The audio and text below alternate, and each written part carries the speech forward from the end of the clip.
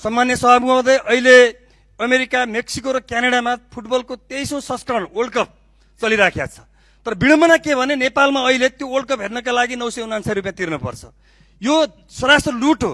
त्यसो भएको हुनाले म सरकारको गम्भीर ध्यान आकर्षण गराउन चाहन्छु, निशुल्क सबै टिभी मार्फत निशुल्क हेर्ने वातावरण बनाइनु पर्दछ। देशमा महँगीले जनताको भान्सामा फ्री किक हानिसक्यो, तर मान्यज्यूलाई टिभीमा विश्वकप हेर्न फ्री पास चाहिएको छ। मलाई त लाग्छ अर्को पटक संसद बैठकमा मान्यज्यूले फुटबल हेर्दा हेर्दै खाने चिसो कोक र पपकर्न पनि सरकारले घर घरमा फ्री डेलिभरी गरोस् भन्दै माग राख्नेछन्। जनताले अस्पतालमा फ्रीमा सिटामोल र उपचार पाएका छैनन्, तर मान्यज्यूलाई लाग्छ देशको सबैभन्दा ठुलो समस्या भनेको, राष्ट्रिय समस्या भनेको मेस्सी र रोनाल्डोको म्याच फ्रीमा नदेखिनु हो।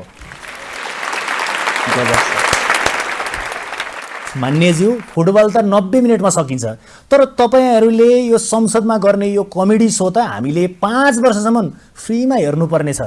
यस्तै बोल्ने हो त। यसमा आफ्नै खेलाडीहरूले डाइट र जर्सी नपाएर विदेश पलायन भइरहेका छन्। भुइँका खेलाडीहरूलाई जुत्ता किन्ने बजेट छैन, तर संसदमा बहस चाहिँ अमेरिकामा रङ्गशालामा हुने म्याच कसरी फ्रीमा हेर्ने भन्नेमा छ।